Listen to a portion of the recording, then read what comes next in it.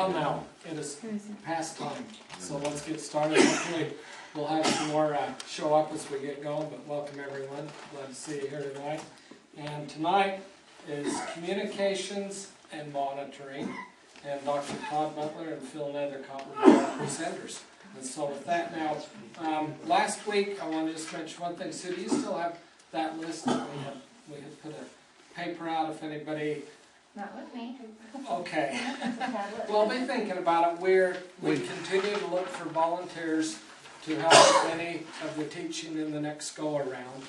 And Stan? And that list is on the website in the right-hand column. There's a link. All of them. There's 20 some, right? Yeah. So over the course of time, we'll want to cover all of them in these types of settings. But if anybody personally would like to get involved in being presenters, or you know of anybody that would have expertise in any of the areas and would want to talk to them or recommend them, and we can check with them, you know, whatever. Anyway, we'll do that, and if anybody needs any more of these, just stay in touch. There's a few more up here.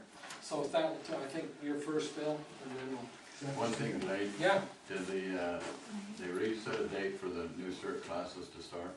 I Yeah. know in March is the... March 5th was the date they gave us. Yeah, I don't know that they've set that in stone yet. No, and I haven't heard a word from them Gotta since. come out with a mailer.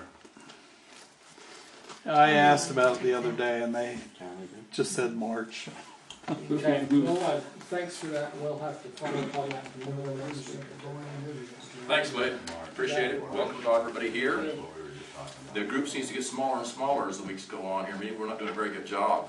And that introduces the first subject. None of us are experts in what we're doing. All we're doing is doing research on a particular subject and trying to pull the information in for it. So, you know, don't think of us as being some kind of expert in any given field. In fact, mostly what we are is ideas people trying to introduce an idea, and then you take it home and research it for your own family and introduce it that way to you for your own benefit. Tonight's presentation is going to be going from fundamentals, very fundamental communication, to more complex forms of communication. And to start with, we're all born with from the very, very beginning of the time we were born, we're born, we come out of the womb, and a doctor grabs us and spanks us on the rear end, and we start crying, and that sends a communication. I'm hurt, I'm hurt, I'm alive, I'm alive. And the people watch and say, good, good. So communication starts from the very beginning to the very end. Usually if somebody on their deathbed when they're 97 years old says, okay, I'd like to have my family around me, and if he's still coherent a little bit, he has his family come and he communicates to his last breath, I love you, goodbye, see you on the other side, kind of a thing. So communications is a part of our life from the beginning to the end. And I think what we'd like to do in this particular kind of class is introduce the idea of using all of our senses. And I like to use the word getting you to MacGyver yourself in preparedness. Most of the time, people get into trouble because they don't think. We have 5 senses. Some people think they have 6 senses, 7 senses, you know, some of these folks, and maybe they do. But most of us only have 5 senses, and those 5 senses are connected to a central processing unit, our brain. Stan doesn't think he has 5 senses, 4 senses. Anyway, to a central processing unit, our brain, where we bring in the information through our various senses and decide what we need to do. If we will use that brain properly, we can oftentimes get ourselves out of a particular situation that might be very, very difficult. For an example, well, let's start right at the very beginning of this. I think my time is already running short. I've got to get this done in 30 minutes then. We've got 30 minutes.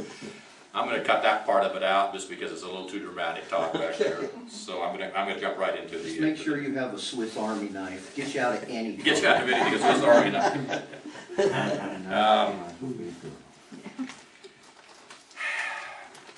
Let's put a scenario up that an earthquake happens, and I was going to do something really dramatic like something like this, and simulate simulate an earthquake with lights going, flashing on. And then I decided, no, maybe that wasn't such a good idea. And then I was going to bring Stan Barker up there, and he was going to pull me out of a pit, and with he's going to throw his rope down there and his pitons and climb down there. And then I was going to lean on his shoulder, and he was going to throw me over his shoulder in a fireman's carry as an emergency volunteer, haul me out of there, and put a bandage on my head. But I decided not to do all of that.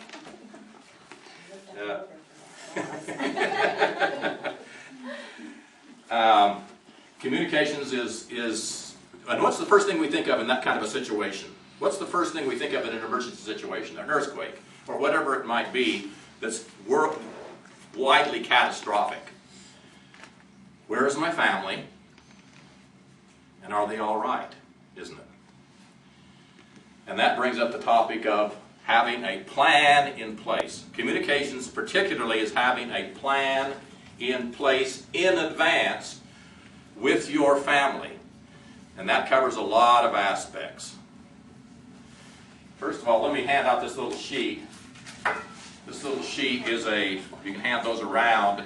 It's something you can put by your phone. You might want to take 2 or 3 if you need them. Put in various places. And as you fill out that sheet, you'll see all the information that's available on that sheet for your family. It informs your family, your friends, your neighbors.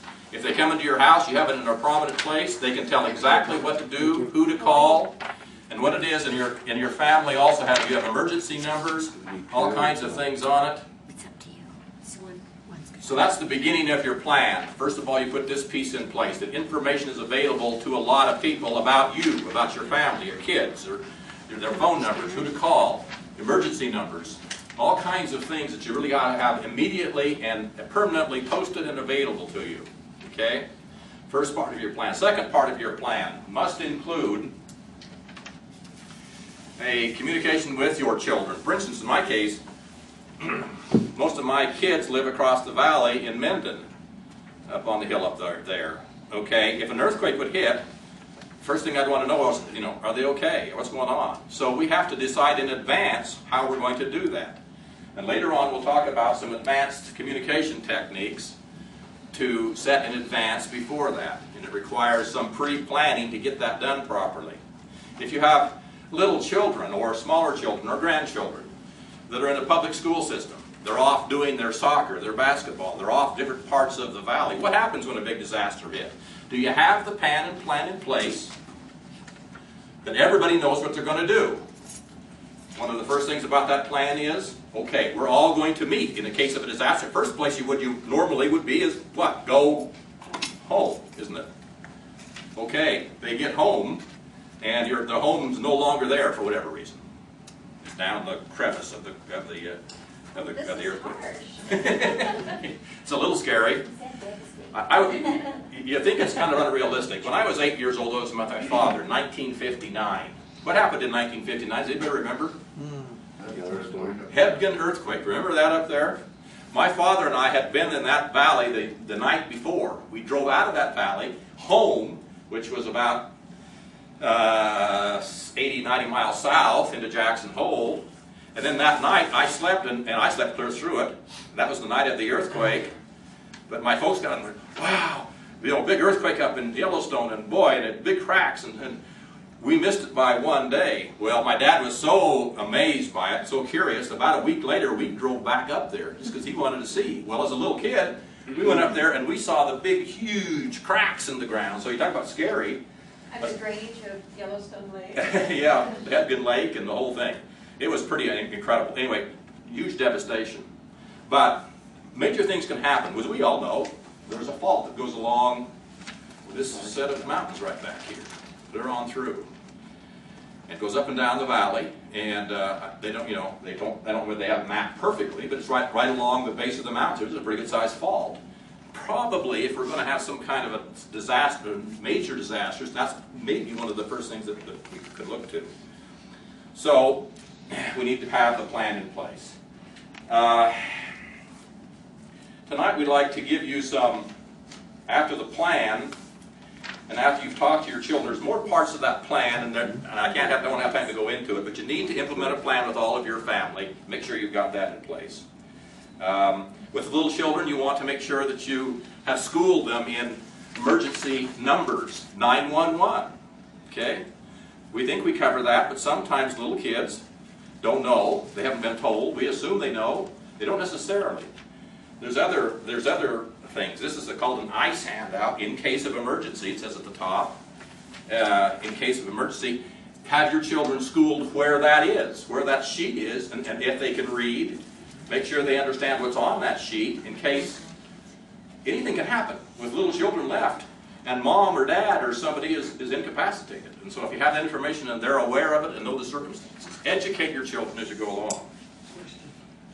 Do the police, if you're out cold in an accident or whatever's going on, do they still look at your telephone for those kinds of phone numbers? Cell phones are particularly a problem. If you call 911, it turns out that if you call from a home phone, they can pinpoint your home. In other words, they're saying if you have a heart attack in your home and you call, you can just do 911, just leave your phone open, they can trace your phone right straight instantly back to your home. A cell phone's a different program.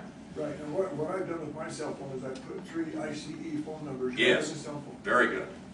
Yeah, that ICE is a program, especially that for right in the cell phone itself. And if they part that program, they know exactly who to call and what the situation is with you. That's a perfect plan in place.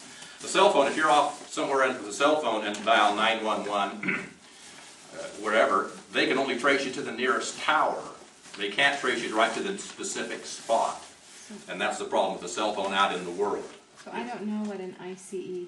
In case of emergencies, it's actually a national program instituted by the government to try to get everybody up to speed on what the things they should prepare for. And that's one of the things they want you to do, is to program into your cell phones and anything that you program, so that if an emergency responder comes to your home and you're laying there flat out or whatever, they look on your cell phone and see those numbers. They know exactly what those numbers are. Those numbers are connected to your family or who's immediately connected to you, and so on and so forth.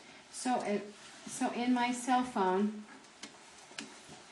where do I go? I don't know what you mean. So I go to contacts? Yes, just in your contacts part. And it's going to be under I. Just say ICE1, Okay. Bill, my son. Gotcha. You know, and they know exactly who that is and who you're contacting. And there's actually I usually put a space between I and the C and the E because I want them all capped. Right. And any emergency responder will be aware of those ICE numbers in a cell phone situation. So that's a good point. Thank you. There's emergency broadcast systems that are available. We know about, heard about those over the years. Those are on radio. And they are usually found through, I'm going to start jump to high tech for just a second here, just simply because of the NOAA system. Everybody should have in hand a radio, a simple radio, AM, FM, and also it has an NOAA activated, which is the National Weather Channel. And on that National Weather Channel, they are constantly on it, and they can advise you about road conditions, weather conditions, and all kinds of emergency conditions. I have it on this particular little radio, and this is kind of a special, cute little radio. They're coming out with new technology that's just fabulous. This thing has all of that available by pressing a button. It also, of course, has AM, FM, and just regular type of radio. It's also a hand crank radio, so that you can charge up the batteries. Okay. It also is solar activated, so it charges the batteries. It also on the end, I'm not selling these things. I got this off Amazon. Sounds like I am, but they've got a place you can plug in your cell phone, so that you can recharge your cell phone when you crank it up. They've got a place that you can, I won't go into it too far, but it goes on and on and on. It's got a flashlight. What's the name of that? I can't remember the name of it, quite honestly, I guess. You left the box. I left the box. I meant it was going to take to bring the box. Oh, there it is right there. But there's several versions of it on Amazon. And it's got all the little things you need. And one of the things that I like particularly about it, the idea is that you can recharge your cell phone from it. Yeah. Because one of the problems, of course, we always do is batteries. They're always fun, aren't they? Phill? This one was about $35. So it isn't bad at all. Sometimes you can pick those up in places like Smithfield Implement. Yes, exactly. So you can buy them locally, definitely. I wouldn't need anything. Okay, I kind of jumped ahead on the tech side of it, but anyway, that has it on that National Weather Service, which is part of these emergency alert systems. They're also available on the television and so on, and the radios. Okay, let's start right into basic communications. Voices, you're down the pit and you scream up, and that can be sort of effective, but not too effective, okay? We know that. You can't, the only thing that can make it better is if you happen to have a megaphone, and you can scream, and you can make a real communication difference with a megaphone, but mostly megaphones are about crowd control, but that's part of communications, isn't it? Not too bad to have as part of your equipment thing, because there might be a situation, all kinds of scenarios can require that we have communicate in a big way. Unless you got a big voice like mine, a megaphone can be kind of effective. I don't know, I'll go into that one. Note in a bottle, probably not very effective. Takes quite a while to get something communicated to somebody, and that's not so good. Smoke signals. Smoke signals aren't too effective. However, let me give you a little story about smoke signals. Years ago, this has been 20 years ago now, we were going up in Idaho. There's a young couple coming out of school there. He was a young man who took his girlfriend on a weekend drive. They drove up into the Targhee National Park area up around the Tetons. And when they got up into there, it started really snowing heavily. And he didn't worry too much. They had a little Toyota type of car. And he said, kept driving. Well, you got to, drove. The snow kept coming, the snow kept coming, the snow kept coming. And he wasn't smart enough. He was a flatland kid. He was from the warm country. He didn't understand snow. Anyway, they got up there and it snowed them flat in. Now here's a sad scenario.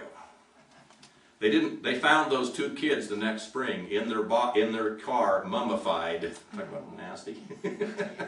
These two kids had actually died, and it was totally unnecessary that they died, because with a little MacGyverish thinking, they could have found their way out of it. How is that? Of course, it helps to have a little equipment. A simple thing like a suction tube to siphon gas out of your tank, preferably a little can or something to hold that gasoline, and some matches, or preferably a Bic lighter, something like that. And what do? They were in a stand of pine trees, of all things. You simply go and put the gasoline on the tree and start the tree on fire. And somebody's going to see it, aren't they? Now, Forest Service may not like you for it, but you can fight with them later on, but they sat there and literally died because they kept the car running, the heater running until it ran out of gas, and then they were done. A little forethought, a little thinking. It happened the same thing 10 years ago up in Washington area. Exact same scenarios. Young couple sitting in the middle of a pine forest and died because they didn't know what and how to do it. A bit of preparation, a little bit of forethought, so smoke signals, sometimes they're very effective. Sometimes a smoke signal can save your life, okay? All right. When I lived in Alaska, we were told when we go up between towns, and it was a pretty popular thing up there, you will have a down sleeping bag with you, you'll have, a number of things like that, so you can survive in the winter. You bet. Susie and I were raised in Jackson Hole, which is about as harsh as Alaska's kind of climate, and that's what you had in your car. You had you had food, you had all the gear for in case. Now, you didn't use it 99.9% of the time, it just sat there. But that 1% of the time, when you may have needed it, you're sure glad you have it. Yes, you will. Next little implement, simple, low tech. How many Boy Scouts have wandered off away from the troop and been lost for good? Now, would a whistle have always done it? Maybe not, but the chances are a whale of a lot better if this kid's carrying a whistle around his neck. People can hear a whistle a whale of a lot further than they can hear a human voice. Simple little thing. Couple, $2-3. And it takes an awful lot less energy to blow that thing than to yell and yell. It sure does. And it's very loud. Okay, simple communication device. We're talking fundamental stuff here that you don't really think about, but Simple to have, simple to do, simple to supply, a little Christmas present for all the kids, all the grandkids. Make sure, you know, when you go somewhere, just carry your whistle. Unbelievable amount of places that could be used. All right. There's a program instituted, I've been out of time quick. We're running out, a program instituted in the local community in our neighborhood where they're going to issue now, a Boy Scout is going to, part of his Boy Scout program is going to create red flag, green flag. It's Todd's son actually. And in that part of that program, if you have a problem in your home, you put your red flag out, and if you don't have a problem, you put your green flag out. That way emergency responders can walk through the communities, look down the things, and they can see these red flag, green flags, and then know who needs help right now. Flags. You know, the Navy has flag systems. I'm not sure any of us know how to use flags that way, but that's an interesting use of flags, I thought. Another little thing, throw in your backpack, throw in your car. Signal mirror, something simple. Signal mirror, something that's unbreakable. That's what these are, unbreakable. That's why not a piece of glass, but an actual signal mirror made out of metal. You can peer through it at the sun where the sun is, and by right angling, you can actually send a signal with the sun about any direction you want to go with. You know how to use one of these things. Signal mirror. Interesting. They'll learn the Morse code. No, just. When you shine it in somebody's eyes, they'll come after you. If you blind them, they'll know. Flashlights. I mean, come on. You know? I mean, it's Morse code, yeah. Okay. We talked a little bit about cell phones. I didn't bring cell phone. Cell phones, we've already talked a little bit about that. I was going to go into that then, but well, we already covered that about the cell phones. Cell phones, we all know has real limitations. If it's a real earthquake, a real emergency, the towers go down. Cell phone batteries wear out. But while they're up and operating, probably the most effective way to communicate there is. I mean, you can't beat a cell phone as long as everything is just right. In a big emergency, it doesn't always the case. Talked about the little radio. Next up, step up from this little handheld radio this way, these little handheld radios. There's FCC regulations on all radios now. This is the basic level of handheld walkie-talkie type of radios. They operate in a system called FRS, Family Radio Service, about 460 megahertz. And that's an open system that anybody can get on. These usually have several channels that you can get on, various channels. But in a real emergency, they're going to be about like a phone service, if the phone service is still up.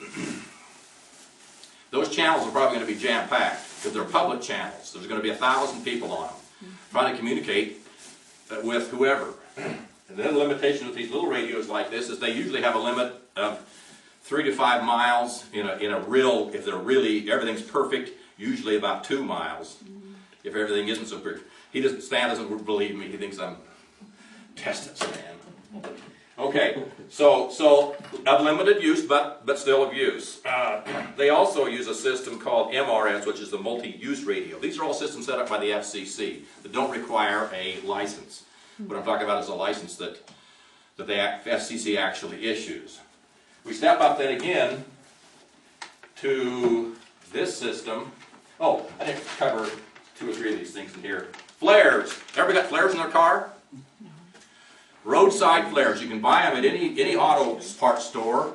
I think these are $8 for 3 of them. They'll last about 20 minutes a piece. Smithfield Implement has them on Crazy Days right now for 97 cents a piece. Great. Stock up. Flares in your car, flares in your home, flares. Wonderful signal tool. And as a benefit on flares, they're a lot better than matches. If I want to start that pine tree on fire, and I can't get that match going, a flare is easy to get going, and it'll burn through anything. It'll burn anything down. A flare is extremely hot. Lots of smoke. Everybody have flares. So flares are for just if you're in a more remote place? Not necessarily. These are what's called roadside flares. For instance, we all know accidents on the highway, and had flares been put out, and I saw this happen one time. A young man went back, rear-ended another kid right on the side of the freeway. Immediately, I saw them jumping out, and one was running one way with a flare, one with the other 8. They get down there about 50, 60 yards. drop the flare in the middle of the road, and everybody, you see a flare, everybody slows up, and goes around. It avoids people getting killed. It's a real good way. Are they dangerous? No, flare They're not is, dangerous for gasoline. they're hot, Yeah. but they burn really, really hot at the very tip. And they can't burn you. And they're bright. You can get some residue off of it. You have to be a little bit careful, but they're not Okay. particularly dangerous. And they put out sulfur. Yeah. And if you're allergic to sulfur, that can do I'm sure you need to do a little research for your own family, but I think that, there's game. How do you start them? You strike an end. A lot of them are you peel an end, strike. They're like a big match. You pull the end of it off and just strike it on the cap. It's like striking a match. Yeah. Only it's a great big one. And that's essentially what it is. A great big match is what it is.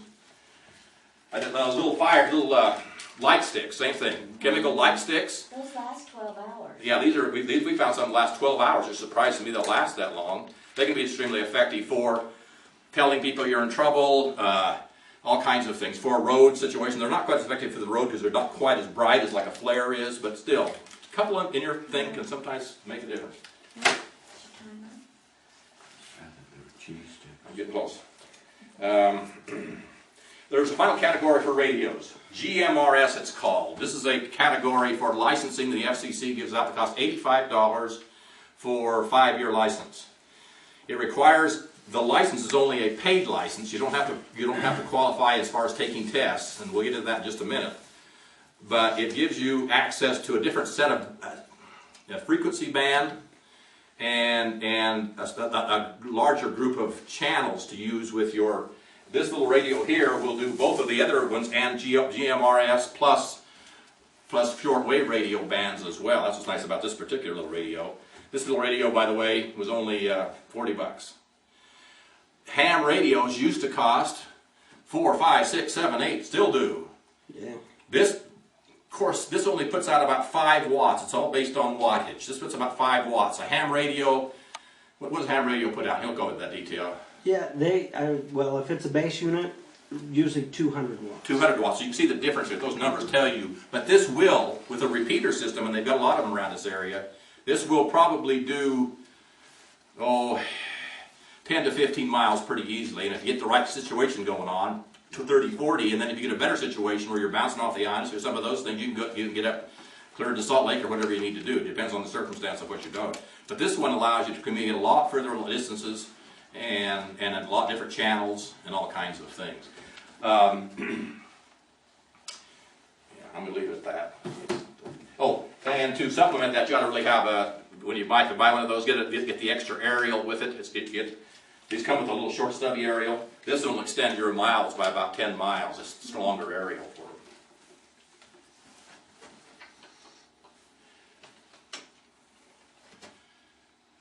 Tell me what that is, somebody. What that is? Fire starter. A little match, isn't it? Yeah. It's a flint match. And striker, you can create a fire with that forever and ever and ever, because it's a little flint. And there's a formula for that. There's a out of time. Go get cotton balls, and you fix maple rub and rub into your cotton balls, and Vaseline, is it? Yeah, Vaseline. Rub into those cotton balls and store them in some little thing. You take your little flint.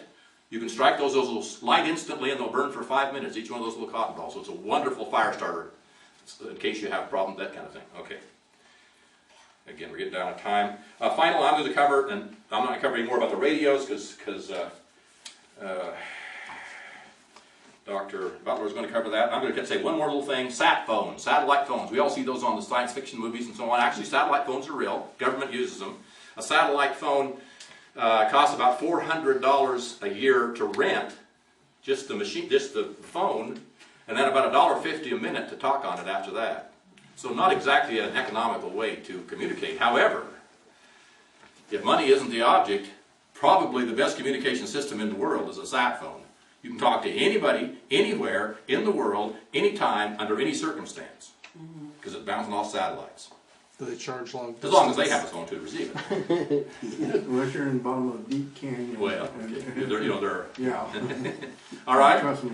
Last thing, and that's the last thing I'll talk about communications. Todd Butler's going to take over now. Dr. Butler, thank you. I'm sorry about that. We actually started by taking a little bit of your time before we got started. So I'm actually going to go more into the differences in radios, because I think that it's important that you have the information, know the difference in why one radio, this little radio here, compared to the little one, compared to the ones that you see them running the radio stations off of, how they work, how they're different, and then what will work into your situation. Because if we don't plan ahead, and you think that, hey, I've got me a little ham radio in the box, and I'm going to be able to put it together in an emergency, I'm going to be able to get a hold of somebody and know what's going on. You're not. They're too complicated. If you don't plan ahead and know a little bit of what's going on before, when the time comes, it doesn't matter. It won't work. You won't be able to get it to do what you need it to. So that's why tonight we want to talk about... Can I Jen, Yes. just 1 second with your thought? To get on a ham radio, even the little ones, you have to program the frequency. In other words, you actually have to program in a frequency to be able to use it. And so that's what he's talking about, and it's not easy to do that. You have to even sometimes go online. You can't do it manually, but programming that frequency is a complicated process. So you need better to know what you're doing in advance, not under emergency situations. And we'll get into that. That's the reason why a ham radio needs you have to have a license to run a ham radio. Other than, there's a very few channels that you can use publicly. Some of those, without taking a test, you can still get that license. But those are relatively new. That's something that up until recently I didn't know about. That first picture showed a picture of, matter of fact, maybe go back. Showed a picture of some down lines and a nice cracked up road. Okay? So if we're looking at that and we talk about the various types of communication, landline is what's in your house, cell phone, okay? Well, and then you go to radio waves, and that's the rest of it. Cell phone goes into that.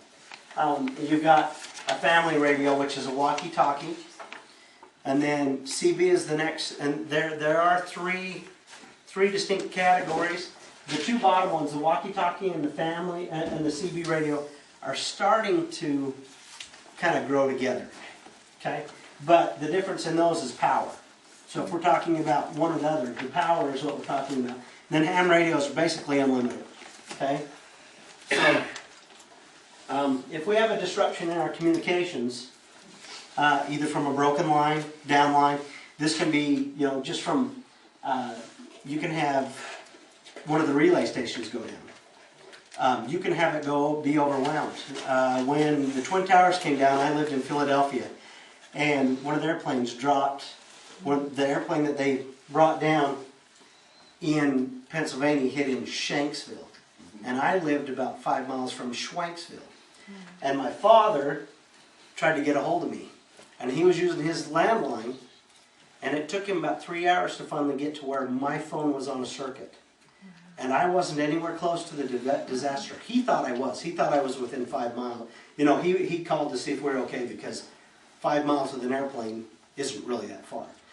So just in that scenario right there, the tower wasn't down, it was overwhelmed. Okay? And so if we're looking at it, what is our loss of our communication going to be? Okay? You got a dead battery. EMP is actually something that happens quite frequently. And we didn't know about it and didn't understand anything about it until they were doing testing in Nevada in the later years of their testing. When they very first started testing nukes in Nevada, none of their equipment was affected. But as they started getting transistor radios and transistors into their equipment, when they would detonate a nuke, all of the equipment that had a transistor died. And they didn't know why. Okay? So an EMP can ruin your equipment. Sunspots. Actually, sunspots are very useful for a ham radio operator. Uses sunspots and the direction of their antenna to be able to actually get their signal further and receive further. So that's important for a hammy. They need to understand that. Solar flares, that's what the SME is, and then the nukes that we were talking about. So those things can all affect communication. In this area, what would we expect to be something that's going to, that would affect our power outage? Okay, we've had one, right? We had this line go down up above Providence. I would expect, if I'm looking at worst case scenario, I would think the natural disaster that we would see would be an earthquake. And that's why that picture's up at first. So if I'm basing what I want to do in my house with my emergency, make sure I'm taking care of my kids, I'm going to base it on an earthquake. Because really, if I look at everything else, it's going to, that's going to cover everything else that I'd have. Power outage, too much snow, and then I lose power. You know, all those things really are going to be about the same scenario as if I have an earthquake. Earthquake is going to disrupt the landlines. You can pretty much expect them not to work. Even if the cell tower works, it's going to be overwhelmed. And for days, people are going to be trying to call their kid in Mendon to see if it works. It's going to be, so, yes. Or they'll turn it off. When my kids were in Boston during during the explosions, I couldn't make any communication with them for 3 hours. Yes. And they were right there. See, and I've even here in town, I've had a couple of times where it's not let me get on, it's told me that there's not enough set to try back later, there's not enough lines for me to communicate. This is from my aunt, okay? This happened to my aunt up in Washington. Okay, she's sitting in her home, the lights are out, there's nothing hanging on the walls, she has cracks in her sheetrock, and for 45 seconds she said her house bounced up and down. She said you couldn't stand up. She watched her piano, her grand piano, jump across the room. And then 45 more seconds, she shook sideways. Okay, and then after that, it was completely quiet. Okay, yeah, so she was close enough to the epicenter that the waves were up and down first before they went sideways with her. Okay, what do you have when you're sitting in that situation and it's all done? It's a deafening quiet. Electricity's gone. You're not going to really hear much. What do you have? What kind of communication are you going to have? If you don't have a radio, you can pretty much guess or bet that you have no communication. And so, I guess you can throw a rock or smoke signal. We talked about it, right? Blow a whistle. Yeah, blow a whistle. So, and these are great things.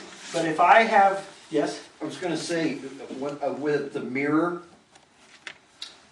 mirrors can be seen up to 20 miles away.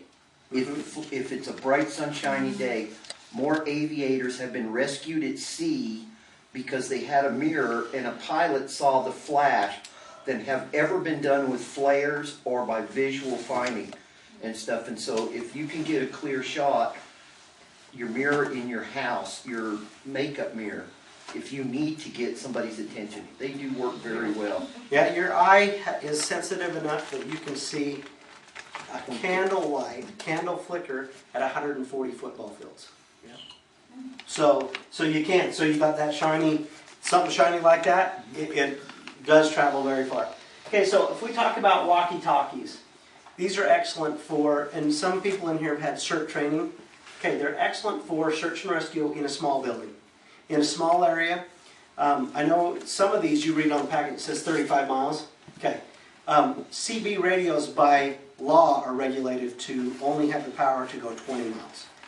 And a CB radio, in comparison, has, if we're talking about the antenna, this is how they rate them. The antenna right here, they're going to take that and they're going to hook onto it and they're going to say, CB radio can have no more than 4 watts of output at the antenna. Okay, they call it a 5 watt, but really at this point it's only going to have, it's limited to 4 watts. Some of the older radios are higher than that, and they're actually not legal. This one, in comparison, so if we're talking 4 watts, these little handhelds like these, they usually run about ½ a watt out of the antenna. Okay, and so with 4 watts, they believe that the length is going to be about 20 miles. At 1/8 of that, are you really going to get, if it says 35 miles, you're really going to get it? Some of them have 1 watt at that. So that's all the power you're getting out of these little guys like this. But they are excellent. Me and my kids use them up on the ski slopes, and when they're in the valley, I don't get them. I don't get their signal. So when I'm on top of the hill and I want to talk to them, that's when I pull it out. And then I wait until I get a signal, and it has to be line of sight. These only work with line of sight. You have rugged terrain, and it's going to absorb that signal too. Even if you have line of sight, rugged terrain in between you and the signal is going to absorb it too, and it's going to shorten that up. So these are some of the pros of it. They're very inexpensive. I mean, you get 2 of them now for $15 if you're watching. And they're great for just around the family communication. Okay, this, if you look at that little blue arrow right here, that is the frequency that these run on. Okay? The rest of that spectrum is what a ham radio runs on. That's what we're talking about, programming in a frequency, programming in your ham radio. That's the difference. You get one frequency, 40 channels on it, and so that's how it's limited. Walkie-talkie was actually developed by Motorola in World War II. That's about the size of the first one that's on his back right there. These were incredible because this meant that the military could pull that antenna up, and anybody could run that walkie-talkie and communicate. And before that, the radios were very big, cumbersome, and your regular person couldn't run it. You're dialing stuff in, and they were hammies back then. Those basically what they were doing. So this was a huge invention and a huge boost, and they've improved it, and they have wonderful uses on them, but they're limited. So CB radio and the handheld and the CBs. This technically is a low-powered CB radio now. It has all the channels. Matter of fact, this one, Stan was showing me, this one right here, not only does it have the 40 channels that are designated to be used by CB radio, it has SSB, which is sideband. It's so small up here, single sideband, and there's an upper and a lower. You really only have 40 channels, but with the upper and the lower sidebands, it gives you a perception of having 120 channels. So so if we talk about being overwhelmed, usually if you have one of these that's a little bit more expensive, then you can get on a frequency that you're going to be able to, that'll be clean. Usually in an area like this, you'll find a frequency that's clean. But good luck if you don't choose that beforehand, trying to get a hold of your kids across the valley. And really, you're not going to get that far with this one, but with a CB you will, with that sideband. There's quite a few. So a CB is comparative to the half watt or the 1 watt that you're really putting out. These ones put out 4 watts. Now, the nice thing about these is there is a limit on your antenna size, just like there are on these, but it's much bigger, and if it's a home unit, you can stack that on top of your house and even get them up to 50 feet tall on your house if you're doing that. So really with the CB, you could get longer than that 20 miles with that 4 amps, but it's going to be your antenna that does that. It's not going to be the unit itself. CBs are really hard to be compliant with the FCC on. In the late 70s, they actually got rid of the licensing because basically nobody was compliant. You used to pay a fee, have a license, but either it was too powerful, that there are just so many things. Even if you're trying to be FCC compliant, you weren't. And today you're not either if you're doing it. So they've kind of deregulated it, but they've also shrank its reach so that you can't interfere if you don't really know what's going on. So they are good. They're cheap in cost. You can get a good one. This one on the top up there, that one's $39, and then you can go up to several hundred if you want. But really, 4 amps is what you got, so you're limited. But it's a great unit, and it's something that you can communicate from Millville to downtown Logan with. Okay, your handheld, good luck. You're not going to do it. You think you can on a perfect clear day, you'll get to hire them. You might, but the 35-mile ones are really 2-mile ones. It comes down to the amperage. So the cons on it. Now I do have to say something with they rate it to 4 watts, but if you look, it says that the PEP is up to 12 watts. That's actually 4 for each of the high, middle, and low. Okay, so they call it 12 watts, but that's how they get the 2 sidebands. So they'll let it be more sophisticated. They are better units. They're more expensive because they're more sophisticated circuitry in order to get those. Yeah, we talked about everything else on there, the non-compliance and that. Okay, this is just a quick slide to jump through. This is the frequencies that we can use in a ham radio. Okay, as compared to, there are 2 that you can use with the that can be used with a CB radio. 49 also. The two when you go buy a little radio control card, there's 2 frequencies. They're the CB radio frequencies. So that's where they're using them in compliance with FCC.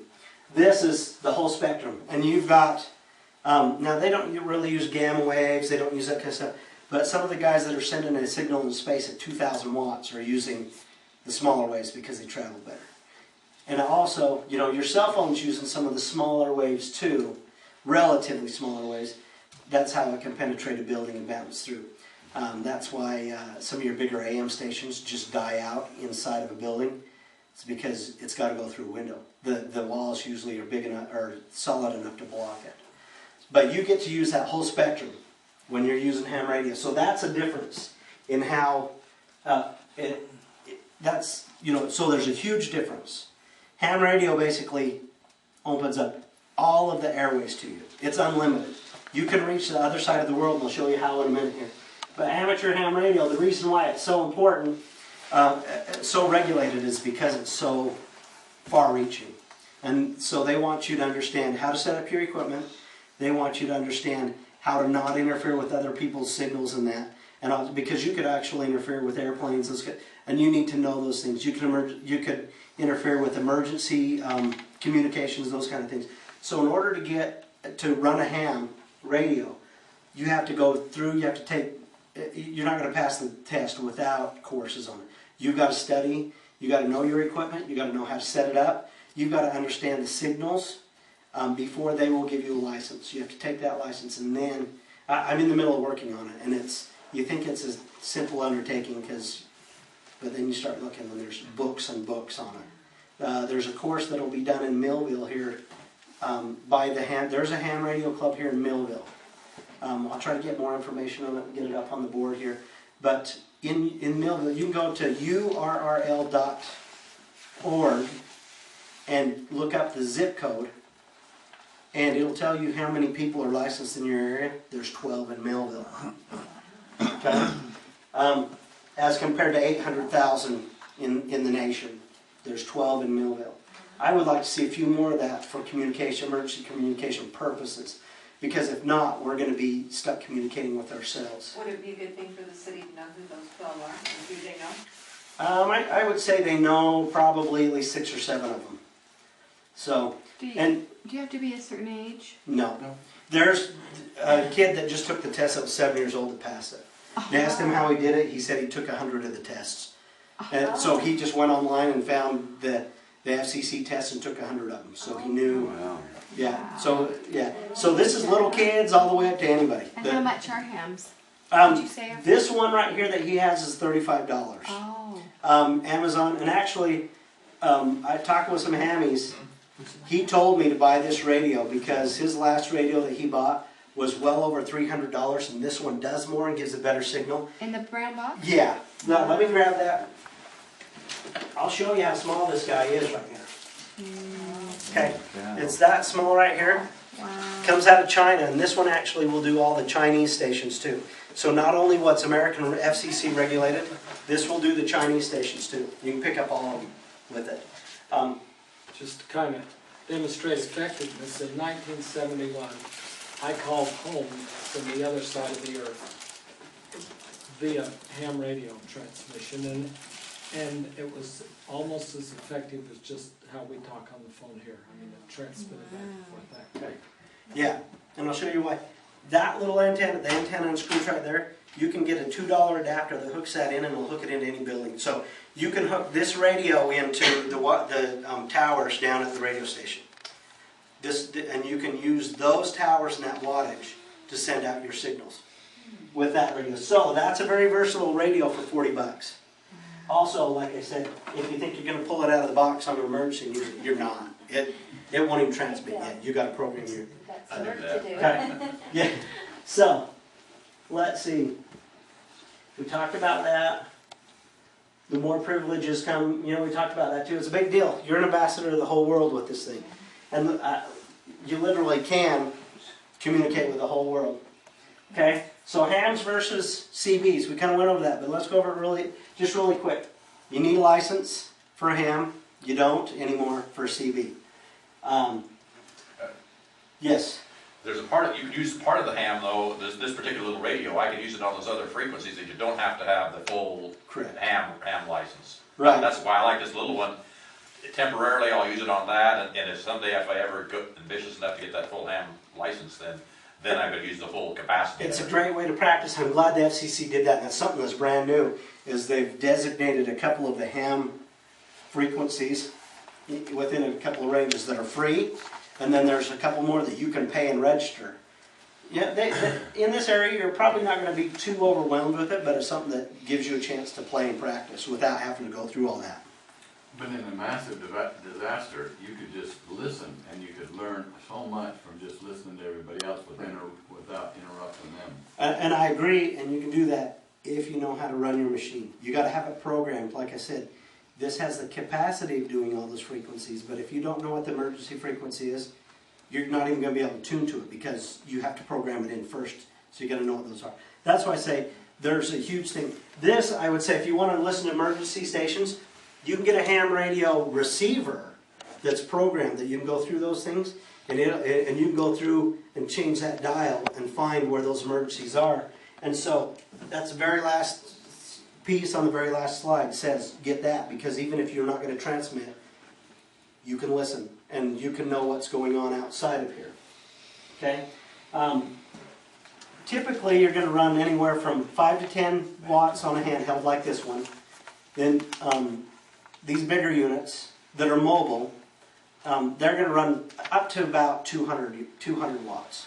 But they typically are much less than that if they're mobile in the back of a car and that. The great big ones, your FCC limits you to 2,000 watts. So if you really think about it, you have a half a watt here to 2,000 watts. You can see the difference in what you can do, right? That's why there's such a big deal and such a big difference. We talked about line of sight. Okay, ground waves. Some of the CB radios can transmit, and that wave will follow the Earth's curvature. Those ones on a good day, and in clear situations, you can get a couple hundred miles out of one of those CBs, even at 4 watts. Okay? But here's why ham radio is so different. We got this great big ionized layer where the sun is hitting our Earth's atmosphere. It knocks electrons off of those molecules that are up there. So to keep it simple, basically what it does when it does that. And we have a couple of, 260 miles from the Earth's surface up. And there's a whole bunch of different layers. Okay? This is all called, all part of the ionosphere. And those electrons, that ionosphere acts as an RF mirror. So it reflects those signals. Now, this is why Hammy needs to know all this. Because if you send it straight on and that signal's going straight up, it's not going to bounce off. It's going to go straight out through it. So you got to get your right angle, the angle that you need to get it to bounce along this. I've got one more down here. To get it to bounce along that ionosphere, and also not only your angle, but you also got to know what sunspots are doing to that ionosphere. It compresses it. So that's why there's so much more involved in having a ham radio. But that's also the reason why I can bounce it off of that ionosphere and bounce it all the way around the world. If I've got my angle right, I can bounce that all the way around the world. But it's the ionosphere that makes it. It's that mirror that we're talking about. So if you're looking at it, this top picture up here, we got the purple rings, how they look all nice and cool. Okay, that's the magnetic field around Earth. And the sun, when you get, and this one down, this picture on the bottom is an actual picture of a sunspot that was recorded by NASA this last year. So that's what the magnetic field looks like on the sun that causes the ionosphere for us to compress on one side and spread out on the other side. So whatever side the sun's on, so it compresses that. That's where we get the aurora borealis from. This is how it's doing it. The sunspots are compressing the ionosphere, and as those ions and those particles from the sun hit that compressed ionosphere, it gives off light energy that we can see light. So that's how it works. But knowing that is how a hammy uses that to make a signal go more than just across town. That's how I can communicate with my brother on the other side of the mountain with the ham radio. I got to get my angle and bounce it over that mountain. But I can bounce it off the ionosphere right back down on the other side of that mountain there. How hard is that to figure that out? Lots of practice? Or? It's a practice. It is practice, and that's why these hammies play with it so much, because it is. Because it does depend on my angle, because it is a line of sight again, but because I can do a mere bounce, and I can bounce off the atmosphere, I got to get my angle so that it's coming back down onto him. It's like shooting pool. I got to get my right. Does the angle change It does. from day to day? The angle changes along with, the angle changes and the intensity changes with sunspots. How do you know about a sunspot? How do you know if that's happening or whatever? Most of the guys just play with it. Okay. They'll just play with it. It's usually within a range that, once you get used to it, it's within a range. And so those sunspots, and basically what it does is it makes your signal stronger or weaker. A lot of these guys, I get a weak signal, I tweak it, I get a stronger signal.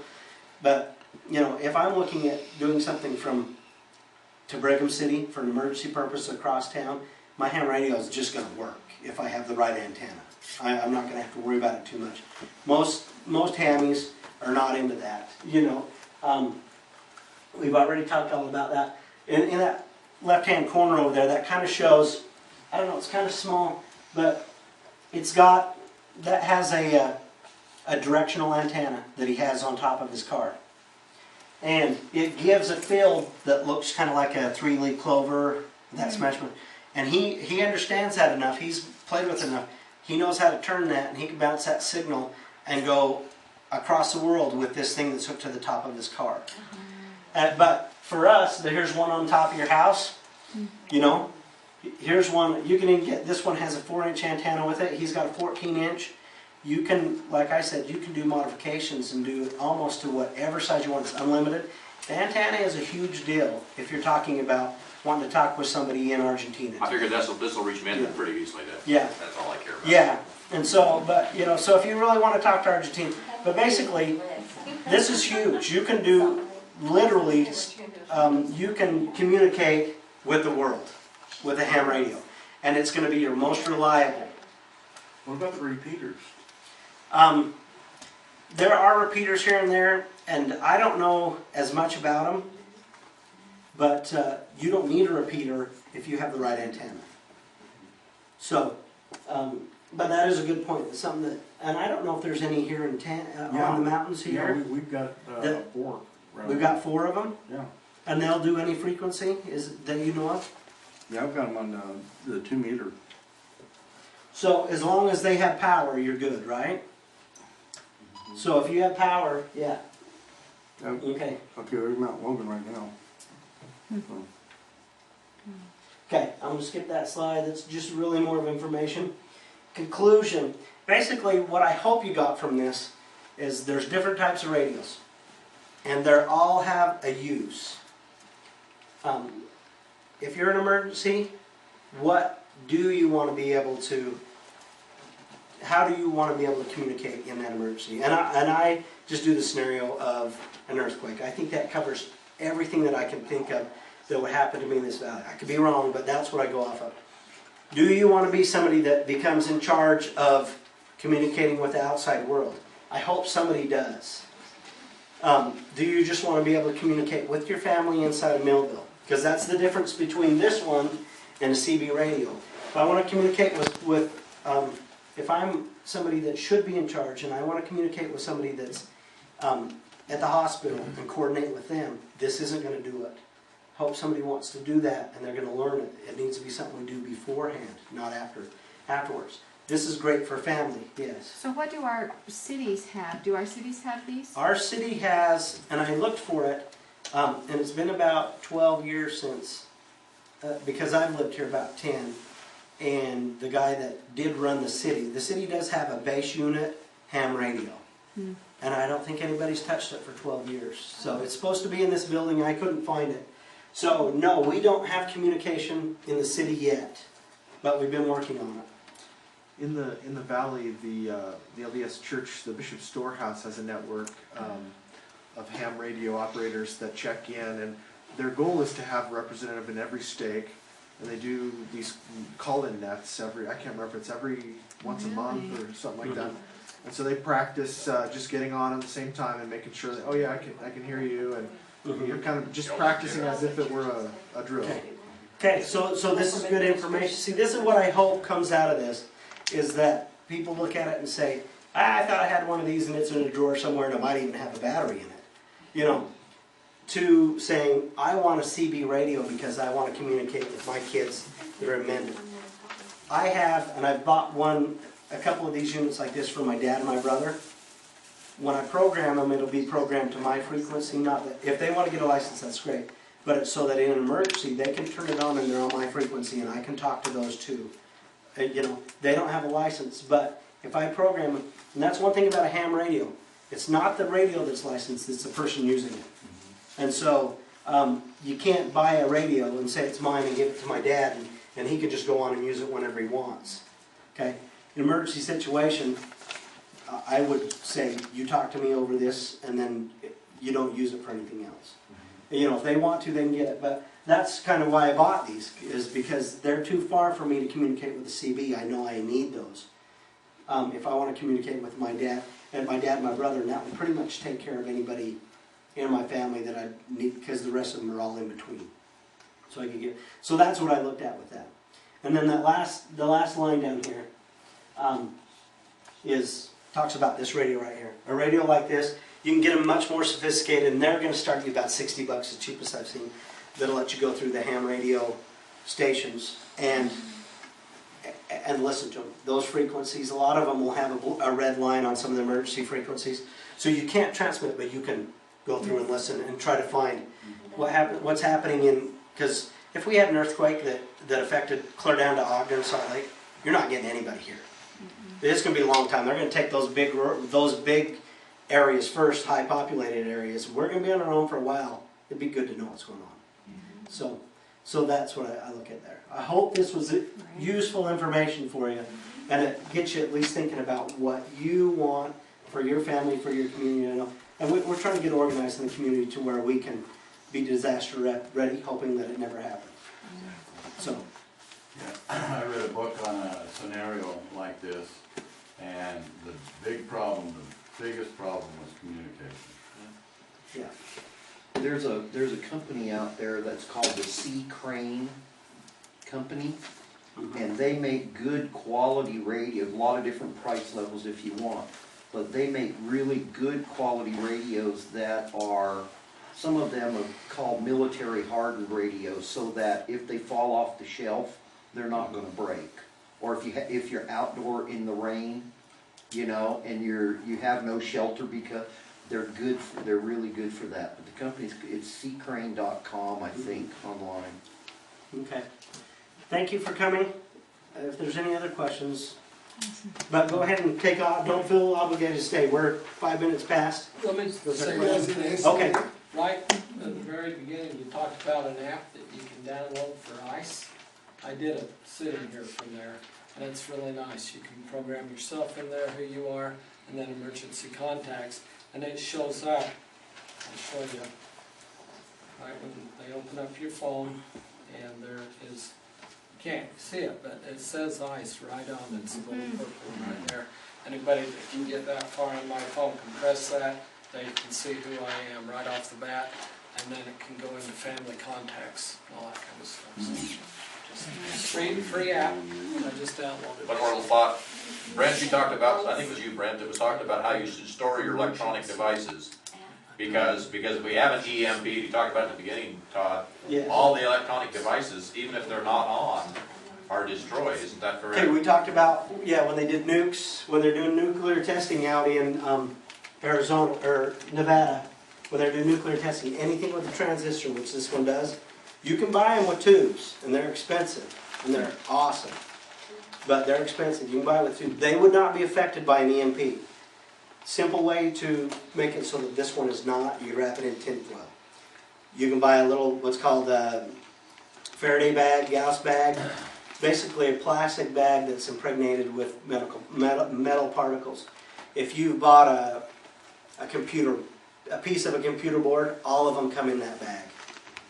Now, we talk about line of sight. If an EMP happens, anything that's in line of sight, and it doesn't mean visible line of sight, but if a mountain's not blocking it, or if it's plugged into an electrical circuit that is hit by an EMP, like even if it's in here, underneath this, if it's plugged into an outlet, it will be fried.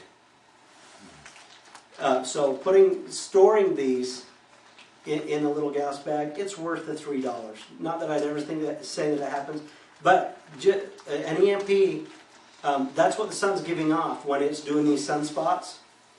Okay, they had one, and I was just reading in National Geographic last year. They did a whole spread on the sun and the sunspots and that. Back when, before we had telephone lines, we had telegraph lines. They had an EMP that was so strong that it hit and they had 2 different scientists record it. But it was so strong when it hit the American continent that for 2 weeks the telegraph lines wouldn't work unless they unhooked it from the battery. For 2 weeks they worked without a battery because there was so much electrical interference in the ionosphere. And the ionosphere starts right there and goes up 260 miles. So much electrical interference that it ran those lines for 2 weeks. And we had one last year that didn't hit the United States, but it was big enough. They said if it would have taken 3 years to get our grid back up. Yeah. So it's we're not worried about some guy nuking us, but the sun gives off that energy too. Yeah. It just has to be perfect, pointed at us. So it's something in the back of your mind.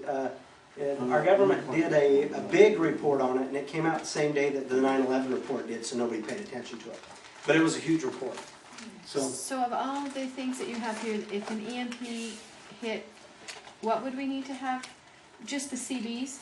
Yeah. Wrapped up like that, but Yeah. not the... Anything that had, so that wouldn't work anymore. Your car won't work anymore. Radio, none of that. Radio wouldn't work anymore. What kind of a bag do you put them in? What do you get It's that? called a Gauss bag or a Faraday bag. And where do you buy it?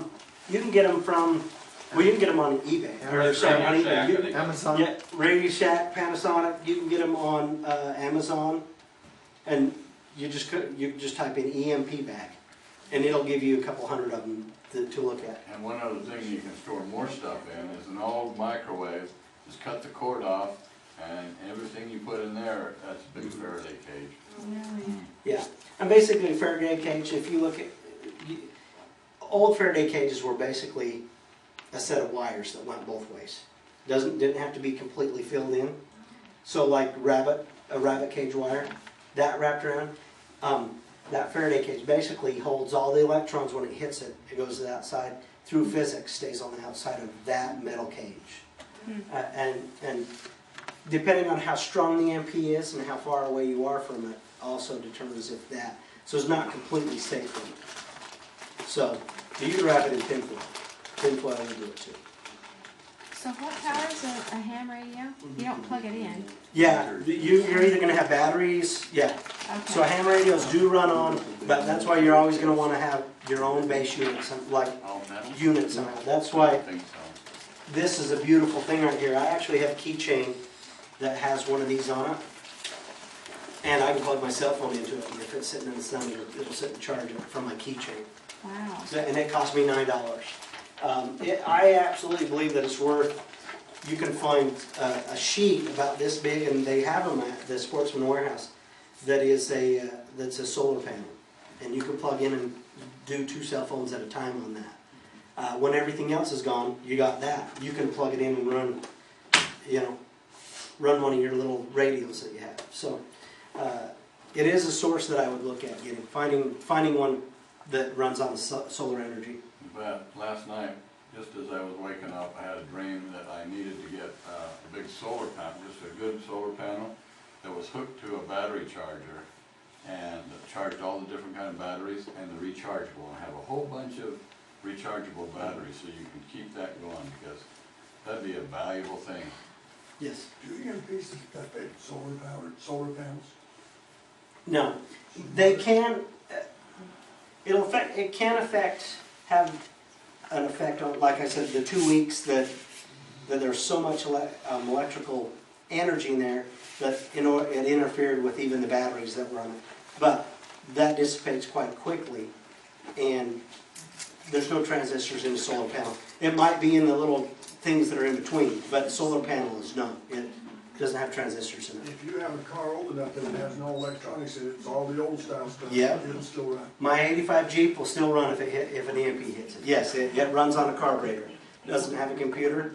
So an old vehicle is not a bad thing to have around, because they're the ones that will run. You have to have the standard emission too, don't you? Okay, I'll call him. Yeah, the old, yeah, the old. Probably Yeah. online, but. Mhm. That transistors in it, so all Yeah. the Mhm. carburetors. Yeah, if you have all of them if now. you have a central computer in your car, Shut it down. will not run if an EMP goes on.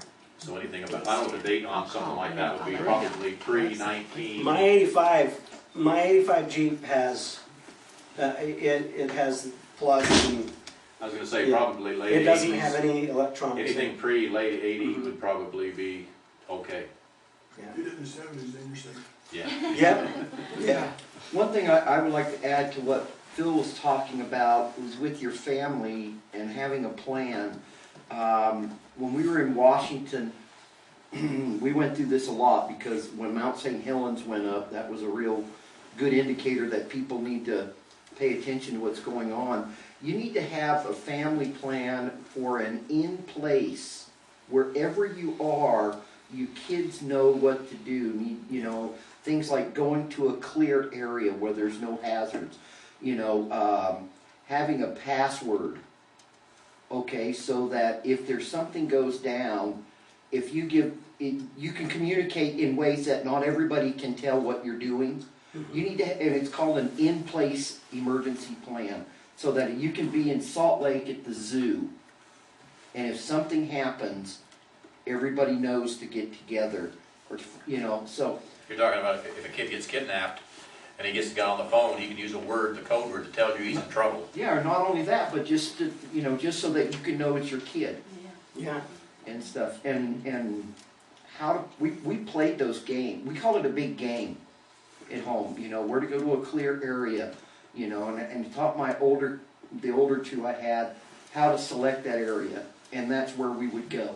And it was, you know, you can have a lot of fun at it, but you got to think about it when you're there. Because, like he was saying, his family's in Minden.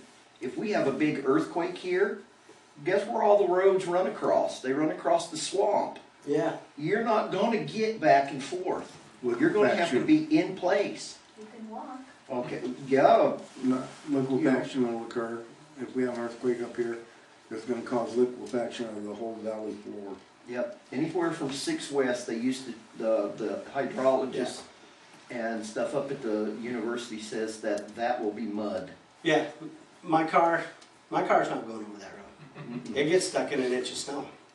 So that's why I have a Jeep too. But At 8 years old, I looked down that earthquake crack and I couldn't see the bottom. I mean, I snuck up to the edge. My dad wasn't watching me, and I looked up to that earthquake crack and I couldn't see the bottom of it. It just went down and down. yeah. Well, in New Zealand, and this had been 15 years ago, the professor that I worked for was doing biochemical research up on campus. He was in New Zealand doing a seminar. And one of his free days, he was out on the lake fishing. And he showed me pictures when he got back of him fishing on this lake. The day that he left that lake, the mountain above it blew up, volcano, and filled that lake in, and the lake was gone. So you think it can't happen to you? Yep. And you think it can't happen fast. And and I can tell you, I have 2 personal friends that it has happened to in the last 10 years. So, yeah. So, you know, we think we're displaced from it, but it's better to be prepared and displaced from it than be in it and not be prepared. One quote I heard from that disaster preparedness was really great. He says, if you're prepared, you know, these situations can be an adventure. If you're not prepared, they can be a disaster. Yeah. That's right. And that's what we hope. We want to turn it into not a disaster. Okay, I'll be quiet now. I know that Stan wants to shut that thing off. One more point.